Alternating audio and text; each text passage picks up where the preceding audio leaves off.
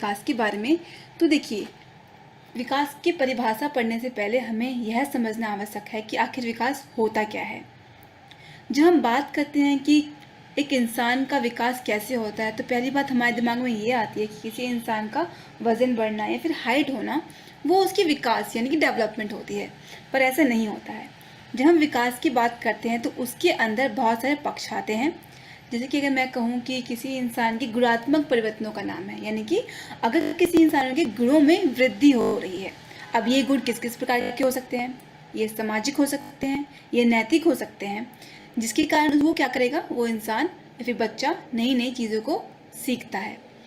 तो इस बात से हमें इतना समझना आवश्यक है कि जब हम विकास की बात करते हैं तो किसी इंसान का भार या कद बढ़ने से विकास नहीं होता है, बल्कि उस इंसान का क्या होता है, उसके अंदर नवीन योग्यता होती है, उसकी गुणात्मक परिवर्तन यानी कि उसके गुण बढ़ते हैं और वो एक सफलता के क्रम से चलता है। जैसे कि पहले डेफिनेशन में आपके लिए पढ़ देती हूँ। जैसे कि विकास विकास शरीर के गुणात्मक परिवर्तनों का नाम है, अर्थात बालक के भार या कद से नहीं अपितु परिपक्वता की ओर बढ़ने से है। मतलब किसी इंसान का सिर्फ भार या फिर वजन या फिर कद या फिर हाइट बढ़ने से नहीं हो रहा है। यहाँ पे क्या हो रहा है, उस इंसान का गुणों में परिवर्तन आ रहे हैं, यानी कि उसके अंदर नई नई चीज़ें सीखने की योग्यता में वृद्धि हो रही है और जिसके परिणाम स्वरूप क्या होता है, वो नवीन योग्यता सीखता है, उसमें नवीन योग्यताओं की बढ़ोतरी आती है और जो एक सफलता के क्रम में बढ़ता है। सफलता के क्रम में मतलब वो एक के बाद एक होता है। जैसे कि अगर मेरी हाइट आज थोड़ी बड़ी है तो कल किसी बच्चे की हाइट थोड़ी बड़ी है तो अगले दिन वो और ज़्यादा लंबा होगा, या फिर किसी बच्चे ने एक कोई चीज़ सीखी है तो अगले दिन वो चीज़ और ज़्यादा सीखेगा, या फिर उसकी चीज़ें में वृद्धि आएंगी जो सीखी हुई चीज़ है। अब हमने यहाँ पे दो बात समझ ली कि विकास क्या होता है, किसी इंसान के गुणों के परिवर्तनों का नाम है। दूसरा क्या है, वो उसके अंदर नवीन योग्यता होती है और जो ये विकास जो होता है वो एक सफलता क्रम में यानी कि एक के बाद एक होता है। तो ये हमने समझ लिया विकास की परिभाषा। अब देखिए नेक्स्ट देखते हैं। अब हमारे सामने विभिन्न शिक्षा शास्त्री आते हैं, या फिर कह सकते हैं जिन्होंने विकास को अपने हिसाब से बताया है कि उनके हिसाब से विकास क्या होता है। तो जो पहले हमारे सामने मनोवैज्ञानिक आते हैं, या फिर हम कह सकते हैं शिक्षा शास्त्री आते हैं, वो है हरलॉक। उन्होंने यह कहा कि विकास की सीमा अभिवृद्धि तक नहीं, विकास एक सफलता के क्रम से होता है। अब देखिए, अभिवृद्धि का मतलब होता है कि किसी इंसान की कोशिकाओं का बढ़ना, सेल्स का बढ़ना। यहाँ पे हमारा क्या हो रहा है, जैसे हम कहते हैं हाइट बढ़ती है, वजन बढ़ता है, तो ये क्या होता है, अभिवृद्धि होती है, सेल्स का बढ़ना होता है।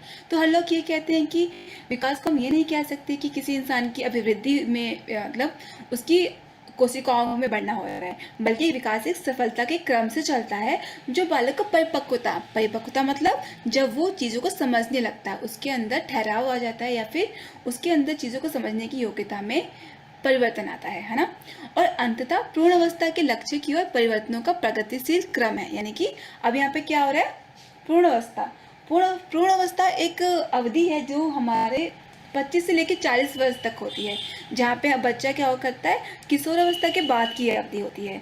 और ये जो उन्होंने कहा है कि जो ये परिपक्वता है वो उसे पूर्ण अवस्था तक लेके जाता है और परिवर्तनों का प्रगतिशील क्रम है। वही बात इन्होंने भी कहा कि प्रगतिशील परिवर्तन, यानी कि क्या हो रहा है, एक के बाद एक इसमें परिवर्तन आ रहा है, अर्थात अनेक नवीन विशेषताओं और योग्यताओं का विकास माना जाता है। यानी कि अब नवीन योग्यताओं में विशेषता आ रही है, यानी कि अब उसमें भी नई नई चीज़ों को बालक क्या करेगा, सीखेगा, और वही क्या होता है, विकास होता है।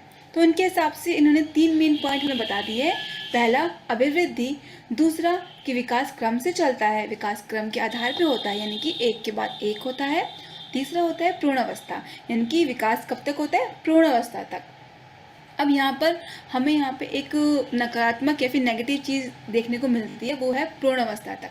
क्योंकि जब हम पूर्ण अवस्था की बात करते हैं तो ये सही नहीं हो सकता, क्योंकि एक विकास क्या होता है, एक जीवन पर्यंत, यानी कि जब तक हम जीवित हैं तब तक एक इंसान का विकास होता है, चाहे वो मानसिक तौर पर हो या फिर और सारी क्षमताएं क्यों ना हो। तो ये क्या हो गया, एक इसका नेगेटिव पॉइंट हो गया जो उन्होंने हरलॉक ने कहा कि विकास पूर्ण अवस्था तक होता है। तो ये थे इनके मेन 3 पॉइंट। अब नेक्स्ट देखते हैं।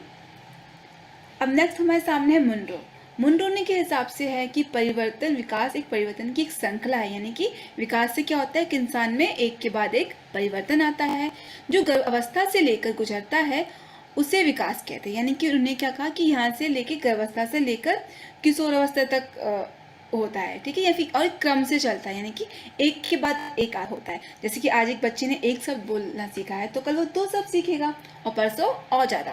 तो यहाँ पे क्या हुआ, विकास क्या हो रहा है, एक के बाद एक परिवर्तन की श्रृंखला है। और इसी तरह हमारे सामने 3 पॉइंट आ जाते हैं। पहला है विकास क्रम से होता है, दूसरा विकास भ्रूण अवस्था से लेकर पूर्ण अवस्था तक इन्होंने कहा, और तीसरा क्या कहा, उन्होंने कहा कि विकास शारीरिक दृष्टिकोण से होता है, ठीक है। तो ये सब पॉइंट्स हमारे सामने मुनरो के उपस्थित हैं। अब नेक्स्ट देख लेते हैं। नेक्स्ट में बोला है कि विकास के कारक। अब देखिए विकास के कारक का मतलब क्या होता है, यानी कि किस कारण से एक इंसान का विकास होता है, ठीक है। तो पहला है परिपक्वता, यानी कि एक इंसान में जब परिपक्वता आने लगती है तो वो एक कारक है। दूसरा है अनुवांशिकता। अब देखिए अनुवांशिकता का मतलब क्या है। अनुवांशिकता का मतलब यह होता है, अनुवंश यहाँ पे परिपक्वता नहीं, पर्यावरण है। यहाँ पे विकास का कारक एक पर्यावरण होता है, यानी कि यहाँ पे बोला जाता है कि एक इंसान का विकास कब होता है। यहाँ पे ये बोला जाता है कि परिपक्वता, यानी कि जब एक इंसान का विकास होता है पर्यावरण के अंतर्गत होता है, जहाँ पे उसकी जो आसपास का माहौल जो है, जिस माहौल में वो पल बढ़ रहा है, उसके हिसाब से उस इंसान का विकास होगा, उसी से चीज़ें वो ग्रहण करेगा। दूसरा है अनुवंशिकता। अब अनुवंशिकता का मतलब ये होता है कि अगर एक इंसान का विकास हुआ है तो हो सकता है उसकी आंखों का रंग हो गया, उसके बोलने का तरीका हो गया, फिर उसके सोचने का तरीका हो गया, और जो उसके माता पिता से आएगा या फिर उसके पूर्वजों से आता है। तो ये क्या हो गया, अनुवंशिकता का एक आधार होता है, या फिर हम किसी की हाइट भी कह सकते हैं इस आधार पर। और तीसरा अधिगम। अधिगम यानी कि लर्निंग। अब यहाँ पे जब एक इंसान का विकास होगा तो उसमें अधिगम भी होगा, तो ये क्या होगा, विकास का कारक हो गया। अब यहाँ पे हमने विकास का आधार देख लिया, वातावरण, वंशानुक्रम। अब देखिए विकास का आधार क्या है। विकास का आधार यहाँ पे है वातावरण, वंशानुक्रम और परिपक्वता। वही बातें हैं कि वातावरण, जैसे कि आप विकास किसके आधार पे होगा, बच्चा किस माहौल में पल बढ़ रहा है। आप एक बच्चे को जिस माहौल में डालते हैं वो उसी हिसाब से वहाँ पे घुल मिल जाता है, ठीक है। और जब हम वंशानुक्रम की बात करते हैं तो यहाँ पे क्या होता है, अपने माता पिता से उसके अंदर हो सकता है कि किसी बच्चा अपने, अगर किसी का बच्चा क्रिकेटर है या फिर, तो हो सकता है कि उसके बच्चे भी क्रिकेटर हों। सिर्फ एक कारक हो सकता है, ज़रूरी नहीं कि वैसा ही हो, पर कुछ ना कुछ चीज़ें हो सकती हैं, उसके अंदर योग्यताएं कुछ आ सकती हैं, या फिर उसकी आंखों का रंग हो गया, ये भी तो एक महत्वपूर्ण पक्ष है। और जब हम वातावरण की बात करते हैं, वातावरण से वो चीज़ों को ग्रहण करता है, वहाँ की भाषा सीखता है, वहाँ पे पलता बढ़ता है, या फिर वो खाने का उसके अंदर जो चीज़ें हैं वो सब आता है।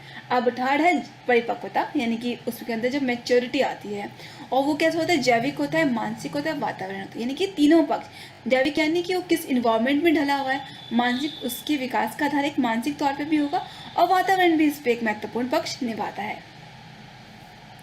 अब विकास के कारक को देख लेते हैं। विकास के कारक देखिए, विकास के सामान्य सिद्धांत को देख लेते हैं। विकास के सामान्य सिद्धांत क्या क्या होते हैं। पहला है कि विकास का आधार व्यक्तिगत विभिन्नता के आधार पर होता है, यानी कि विकास, किसी भी इंसान का जब विकास होता है वो हर इंसान में अलग अलग होता है। अगर हमारे सामने 2 इंसान उपस्थित हैं तो यहाँ पे दोनों ही बच्चों में कह सकते हैं कि विकास अलग अलग होगा।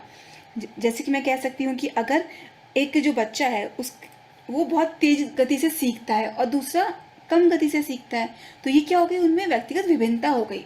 या फिर एक बच्चे को हम सेम खाना पालन पोषण दे रहे हैं, पर फिर भी एक की हाइट जल्दी बढ़ती है, एक की कम बढ़ती है, वो भी विभिन्नता के अंतर्गत आता है।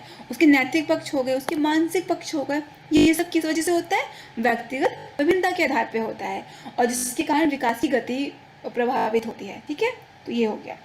सेकेंड है विकास सामान्य से विशिष्ट की ओर बढ़ता है, यानी कि हर एक इंसान का जो विकास जो होता है वो एक सामान्य तौर पे साथ में चलता है, पर एक समय के बाद वो अलग हो जाता है। जैसे कि अगर मैं कहूँ कि एग्जाम्पल दूँ कि हम देखते हैं कि सब बच्चों का मानसिक स्तर एक एक होता है, पर एक पॉइंट ऑफ टाइम के बाद, एक समय की अवधि के बाद वो लोग अपना क्षेत्र बदल लेते हैं। जैसे कि हम कह सकते हैं कोई बच्चा अच्छा गाता है तो उसमें जा सकता है, कोई बच्चा अच्छा खेलता है तो वो खेल में जा सकता है ना।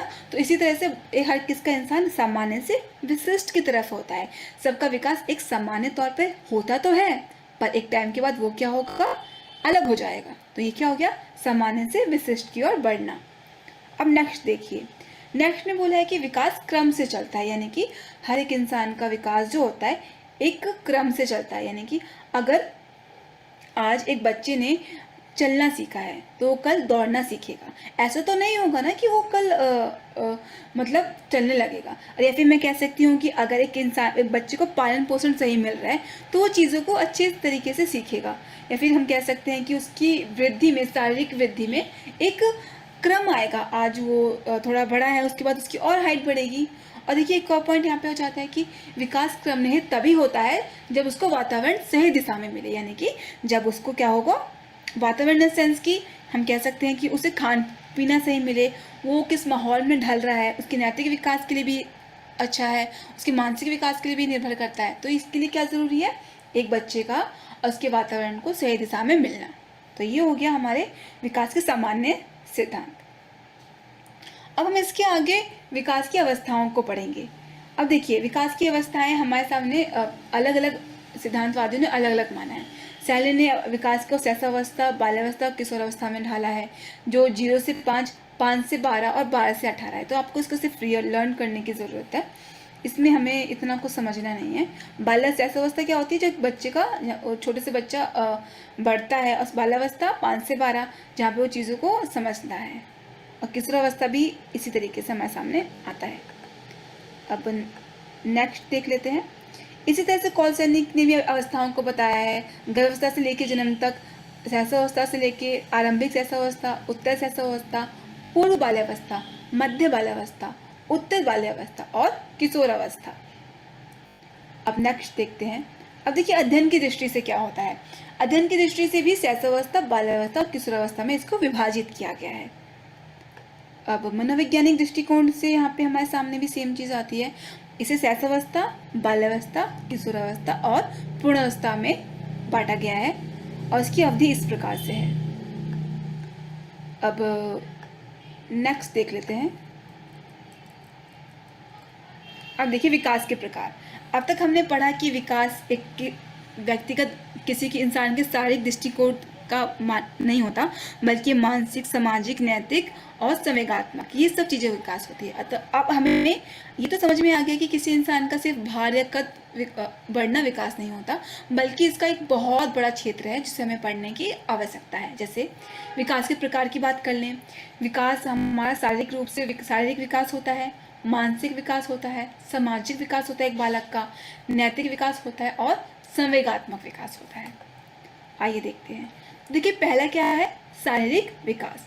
अब देखिए शारीरिक विकास की बात की जाती है तो यहाँ पे क्या होगा, पहली बात विकास में ये बोला जाता है कि शारीरिक विकास का मतलब ये होता है किसी व्यक्ति का भार, किसी का शारीरिक ढांचा, आंतरिक अवयव, यानी कि एक इंसान का जब वजन बढ़ता है उसके शारीरिक रूप में परिवर्तन आता है और उसके आंतरिक अंगों में भी परिवर्तन आता है। ठीक है, तो ये क्या हो गया, विकास हो गया। जैसे डेफिनेशन लिखिए कि वह विकास जिसमें बालक का भार, शारीरिक ढांचे और आंतरिक बाहरी अवयव को विकास कहते हैं। जैसे शारीरिक ढांचे में भारी परिवर्तन, यानी कि एक इंसान के शारीरिक ढांचे में तो परिवर्तन आएगा, उसकी हाइट में, उसके वेट में, उसकी हर चीज़ पक्षों में। तो शारीरिक रूप से उसके सेल्स का बढ़ना, ये सब क्या हो गया, एक तरीके से विकास का रूप हो गया और शारीरिक रूप हो गया। और दूसरा आंतरिक अंगों में परिवर्तन, यानी कि उसके आंतरिक अंग, जैसे जैसे बच्चे बड़े होते हैं उनके आंतरिक अंगों में भी परिवर्तन आता है। जैसे कि एक गर्भ अवस्था में एक बालक का जब तो कैसे होता है कि उनमें उसके अंगों में परिवर्तन आता है, यानी कि उसकी डेवलपमेंट होती है, बनता है। ऐसी तरह से एक बच्चे में भी क्या होता है, वो एक उसके आंतरिक अंगों में भी परिवर्तन आता है। अब देखिए मानसिक विकास क्या होता है। मानसिक विकास का मतलब यह होता है कि जब एक जो बालक होता है वो उसके अंदर मानसिक योग्यताएं बढ़ने लगती है, उसके सोचने का तरीका, उसके स्मरण करने की शक्ति, चीज़ों को समझने का तरीका और किसी भी प्रॉब्लम में भी समस्या को समाधान करने का तरीका जब वो योग्यताएं की क्षमताएं बढ़ने लगती है तो वो क्या होता है, वो मानसिक विकास के अंतर्गत आता है। तो वह विकास बालक की मानसिक योग्यताएं और क्षमताएं जैसे संवेदना, प्रत्यक्षीकरण, कल्पना यानी कि उसके सोचने का तरीका, स्मरण शक्ति मतलब कि वो किस तरीके से सोच रहा है, विचार निरीक्षण यानी कि चीज़ों को देखने समझने का तरीका हो गया, वह समस्या समाधान करते हैं यानी कि वो चीज़ों को सॉल्व करता है। ये क्या हो गया, मानसिक विकास का रूप हो गया। अब देखिए, अब मानसिक विकास के अंदर जैसे मैंने आपको बताया कि संवेदना, प्रत्यक्षीकरण, ये सब क्या होता है हम समझते हैं। देखिए, संवेदना निर्माण एवं प्रत्यक्षीकरण क्या होता है। संवेदना यानी कि जब आप सोच रहे हो, समझ रहे हो, आपको चीज़ें समझ में आ रही है। अब क्या हुआ, आपने जब चीज़ों को किसी को प्रत्यक्षीकरण यानी कि आप चीज़ों को देखते हो तो आपके सामने जो चीज़ों को देखकर आपके सामने जो विचार प्रस्तुत होता है, जैसे कि आपने एक पंखे को देखा, बच्चे ने पंखे को देखा, अगर उसे पता नहीं होगा उस पंखे का मतलब तो उसके सामने कुछ अर्थ नहीं होगा।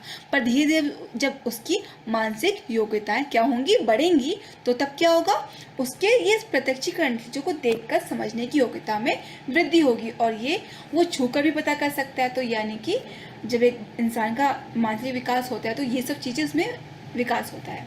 और संप्रत्य निर्माण क्या होता है, यानी कि मान लीजिए एक बच्चे के सामने एक दो बच्चे हैं, उनके सामने मैं एक बॉल रख दूँ, एक को पता है कि इसे बॉल कहते हैं, यानी कि उसे पहले से पता है, और दूसरे को नहीं पता। तो यहाँ पे क्या होगा, यहाँ पे ये होगा कि जिस बच्चे को पूर्व में अनुभव होगा, उसे पहले से बात पता होगी कि इसे बॉल कहते हैं, वो तो बता देगा, देखकर बिल्कुल चीज़ें सामने आएंगी बता देगा। पर जो दूसरा बच्चा होगा वो नहीं बता पाएगा, क्योंकि संप्रति निर्माण का मतलब यह होता है कि आप किसी चीज़ को जब देखते हो क्या होता है, फिर आपको उस चीज़ के बारे में आपके दिमाग में एक छवि बनती है, तो वो क्या होगा, संप्रत्य निर्माण। तो संप्रत्ति निर्माण क्या होता है, वह अनुभव जो पुराने हो और उसके निर्णय का ज्ञान हो। तीसरा है स्मरण शक्ति, यानी कि आपके सोचने समझने की शक्ति। अब आप किसी चीज़ को कितने देर तक याद कर सकते हो, या फिर आप मान लीजिए बच्चा किसी इंसान से मिला है, बहुत दिनों बाद मिला है, अगर हो सकता है उसे वो याद ना हो, ये भी हो सकता है कि उसे याद हो, तो ये किस पे निर्भर करता है, वो उसकी मानसिक योग्यता पे निर्भर करता है ना। तो वो क्या हो गया, स्मरण शक्ति हो गया, आप कितनी देर तक चीज़ों को याद करके रख सकते हो। चौथा क्या है, समस्या समाधान। समस्या समाधान का मतलब आप क्या कर रहे हो, किसी भी प्रॉब्लम को सॉल्व कर रहे हो अपने मानसिक स्तर के आधार पर। तो ये सब इसके 4 बेसिक पॉइंट हो गए। अब देखिए सामाजिक विकास क्या होता है। सामाजिक विकास से अभिप्राय क्या होता है, सामाजिक संबंधों में परिपक्वता से है।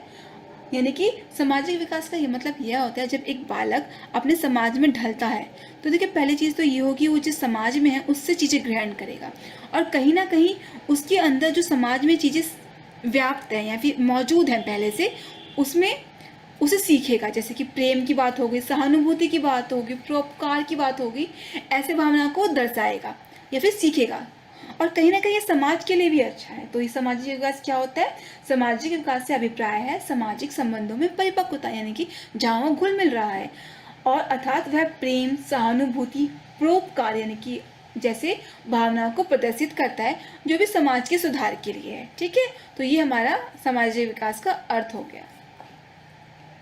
अब नैतिक विकास देखते हैं।